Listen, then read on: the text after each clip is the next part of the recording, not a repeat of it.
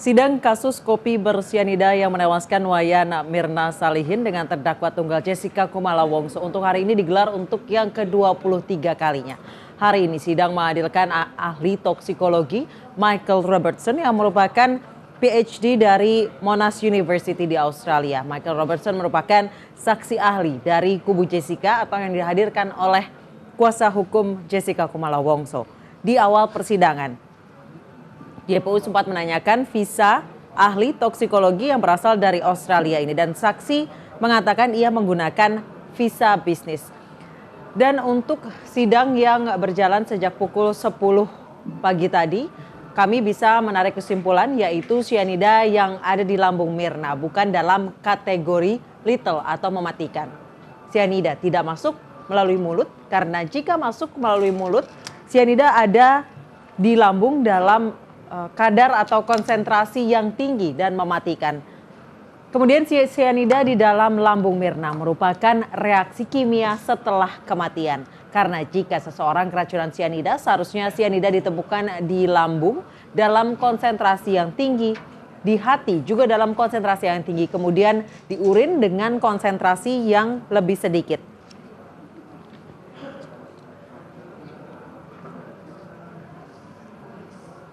Kemudian Michael Robertson juga mengatakan apabila seseorang mati karena sianida, untuk kasus ini harusnya sianida dalam konsentrasi tinggi ditemukan di dalam lambung meski jenazah baru diperiksa 3 hari kemudian. Namun dalam persidangan ini ahli berkali-kali mengatakan bahwa dirinya tidak menyaksikan atau tidak melakukan pengujian secara langsung hingga dirinya tidak berani berasumsi ataupun mengambil kesimpulan. Saksi ahli mengatakan bahwa ada kemungkinan sianida bisa menguap untuk semua sampel yang dihadirkan selama persidangan. Kemudian pemirsa, sianida yang terminum itu akan langsung masuk ke dalam lambung yang kemudian masuk ke usus, darah dan beredar ke seluruh tubuh. Efek ini menyebabkan otak, hati, jantung ke seluruh tubuh itu akan terkandung sianida. Dan hal ini dapat menyebabkan terputusnya aliran oksigen ke dalam tubuh yang dapat menyebabkan kematian. Sianida juga menghalangi sel di dalam tubuh untuk menyebarkan oksigen sehingga orang yang mengonsumsi sianida akan meninggal dunia karena kekurangan oksigen. Sianida dapat menyebabkan kesulitan bernafas, mual, muntah, kejang-kejang, tidak sadarkan diri, koma, hingga menyebabkan kematian. Dalam persidangan ini juga dipaparkan cairan lambung yang diambil 70 menit setelah Wayan Mirna Salihin meninggal dunia tidak mengandung sianida atau negatif mengandung sianida. Dan cairan lambung diambil lagi setelah 3 hari kemudian dengan kondisi jenazah yang sudah diformalin ada kandungan 0,2 mg sianida. Menurut saksi ahli Michael Robertson, sianida yang ada di lambung Mirna setelah 3 hari setelah kematian dan setelah jenazah diformalin adalah merupakan reaksi postmortem atau pasca kematian.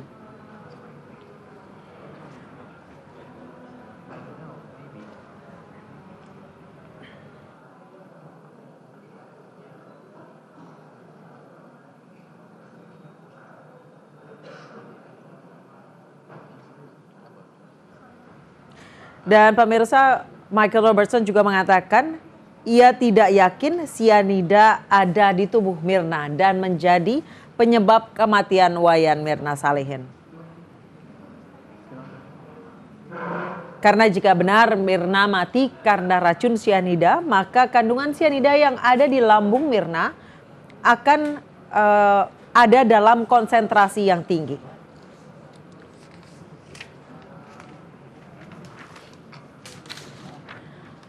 Walaupun menurut Michael sianida mudah terurai, namun seharusnya tetap ditemukan di lambung Mirna dalam konsentrasi yang tinggi. Karena Mirna meninggal begitu cepat hingga jika benar Mirna meninggal karena sianida, maka kandungan sianida di dalam lambung harusnya dalam konsentrasi tinggi. Bukan hanya 0,02 mg atau dalam dosis yang tidak mematikan.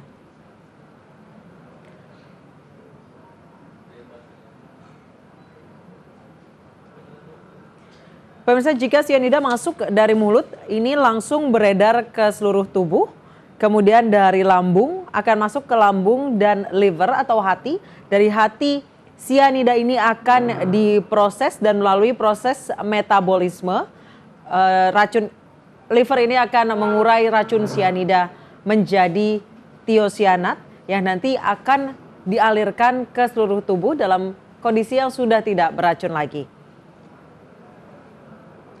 Hati merupakan organ utama yang memproses cyanida agar menghilangkan kandungan racun cyanidanya. Sebagian akan diproses menjadi tiosianat dan disebarkan ke seluruh tubuh. Karena jika memang benar Mirna meninggal karena cyanida, maka seharusnya ditemukan kandungan tiosianat di dalam tubuh Mirna.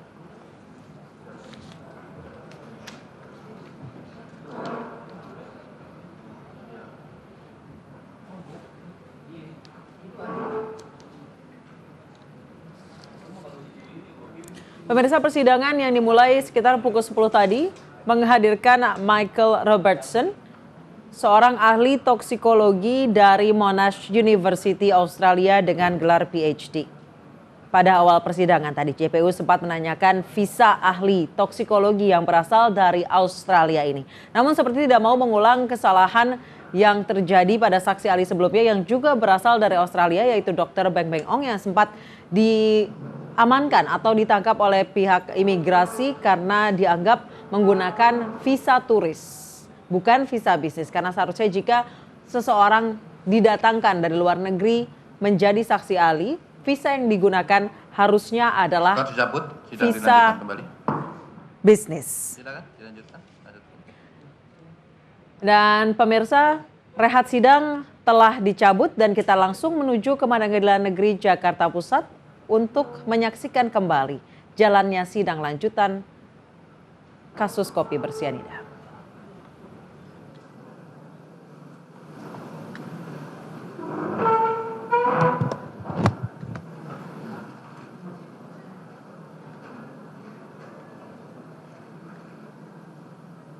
Ya, terima kasih Yang Mulia.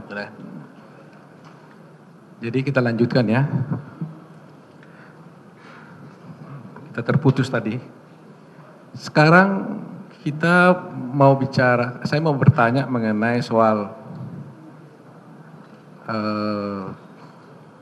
ada ditemukannya korosif di dalam tubuh korban. Now I would like to ask you about the corrosive findings in the body of the victim. Yes. Apa pendapat saudara mengenai itu? Apakah itu karena cyanida atau gimana? What is your opinion on this? Is it because of cyanide? Something that is very alkaline, very high pH, and something that is very low pH, like an acid. Sesuatu yang memiliki pH yang tinggi, yang bersifat sangat basa, atau sesuatu yang memiliki pH yang rendah, yang sangat rendah, yang tergolong dalam asam. Some medical conditions can produce corrosion or ulcers. Dan juga ada kondisi-kondisi medis yang dapat mengakibatkan terjadinya korosi, termasuk borok. Sodium cyanide with high pH can produce corrosion. Sodium cyanida dengan pH yang tinggi dapat menimbulkan korosi. Tadi saudara katakan di dalam tubuh tidak ada bukti-bukti ditemukannya cyanida. You said earlier that in the body there was no evidence of cyanide being present. Apakah dengan demikian bagaimana pendapat saudara kalau ada yang mengatakan bahwa korosif itu adalah ditimbulkan karena cyanida dalam kasus ini? What is your opinion, or what do you have to say if it is said that the corrosive findings are due to cyanide?